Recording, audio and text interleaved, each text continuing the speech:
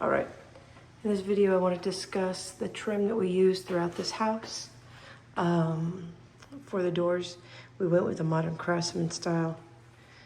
As you can see here, how we went with our, we have a header cap, we have our little freeze, and then we have the stop. And obviously we go into our trim boards on the side. We ordered the stop and the header cap. I ordered that specialty from Windsor One. I also ordered these plinth blocks, which are down here, from Windsor One as well. We wanted something different that wasn't just at any box store. Also, that's how our trim was done also, our crown. It's a two-piece crown. So obviously you have your top part and then you have this, they're right here.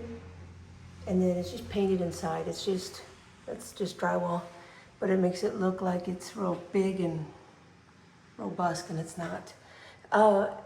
In the hallways that are, in the house that has, the parts of the house that are 10 foot, we put a 4-inch spacer in between it. And then we went with 6-inch where the ceilings were 12 feet. And I like the way that looks better.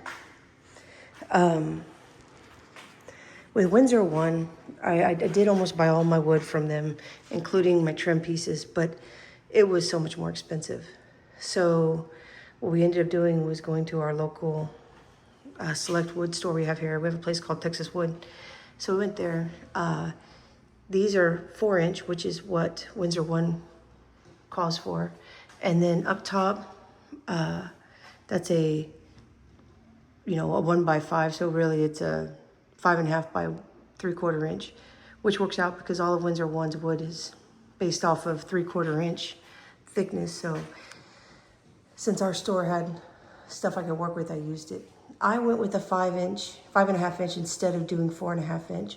I like how more beefier it looks like that at a 5-inch or 5.5 inch. In the mother-in-law suite, I did do the 4.5 inch, and it looks puny, and I don't like it. So I'm happy on this side of the house that I went with a 5.5. We did have to rip down these 5.5s to 4-inch on both sides, which was fine with me. Saved a lot of money.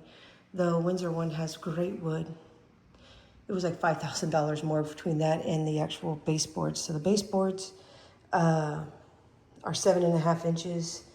Those plinth blocks are 8 inches high. I think they're 1.25 inches out. I'll have to get the measurements for you for sure. But these baseboards are 7.5 inches. So it gave it the same that we were going to get through Windsor One. And again, I saved a lot of money just going with the local wood.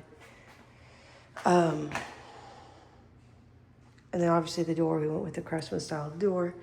They have a couple of selections, but we were trying to get something that wasn't as common. In here, in this half bath, or in this guest bath, I did make a little mock-up that I had just nailed up real quick. So it's just some scrap wood, so don't judge that you can see that gap in between.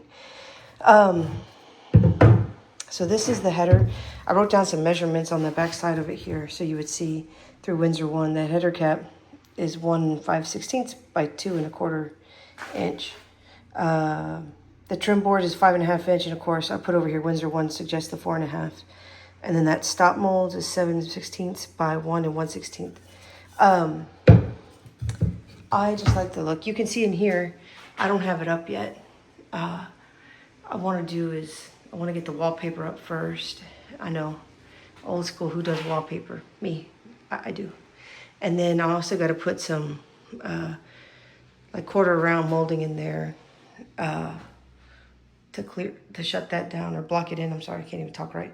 And then in here, I was gonna order some of that from Windsor One, some of the nickel gap shiplap, but it was incredibly expensive.